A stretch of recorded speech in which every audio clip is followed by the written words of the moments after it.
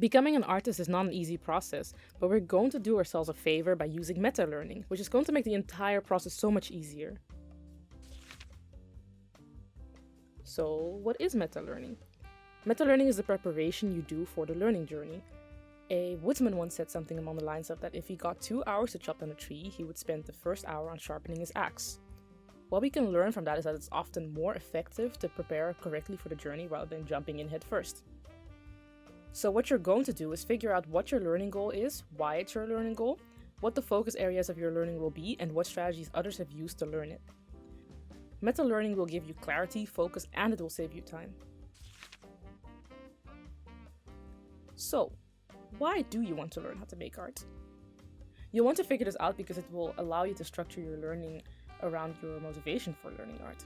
If you're learning for enjoyment, your approach is going to be different than if you're learning to prepare yourself for some sort of achievement.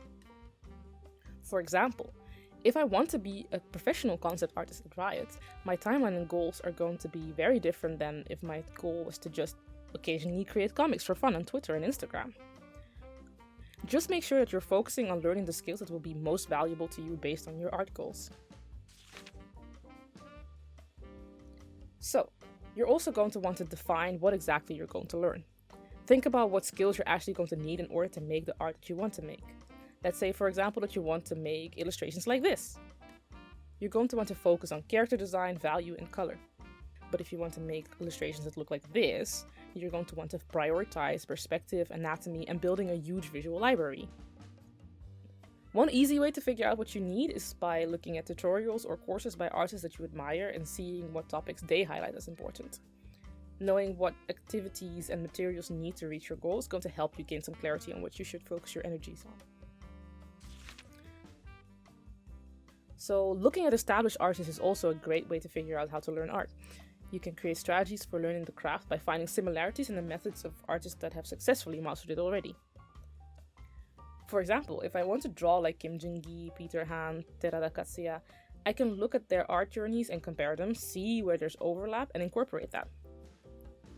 For example, if I notice that drawing from observation and creating a huge visual library was part of how they got good, then I can prioritize that in my own learning process. Determine what art skills are vital in reaching your goals, and then look at your strategies and emphasize or remove areas of focus depending on how important they are. So it's time for some examples. Let's see what meta-learning looks like in my case. I want to work professionally as an illustrator and create fun short stories. My current art goals are becoming really good at drawing anatomically correct characters, incorporating storytelling, and drawing fast. And the focus areas of my learning will be anatomy, perspective, and building a big visual library.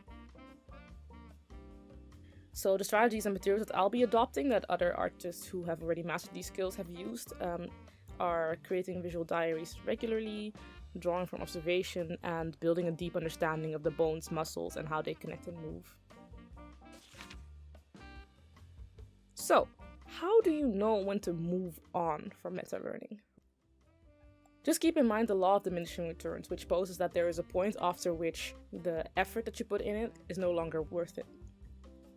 Spend some time doing the meta-learning research and some time actively learning, and then decide on which one feels more beneficial and spend more time on that. Basically, you just don't want meta-learning to become an opportunity for procrastination. So let's wrap up. You're going to ask yourself the following questions. Why do you want to become an artist? What is your art goal? What will the focus areas of your learning be? What strategies and materials have artists that have already mastered those skills used? And have you hit the point of diminishing returns for meta-learning yet? And remember, these questions can also be used to break down smaller art projects. For example, how to learn perspective, how to design characters, how to master value. Now, go answer these questions and stay tuned for more videos about how to study art. See you next time!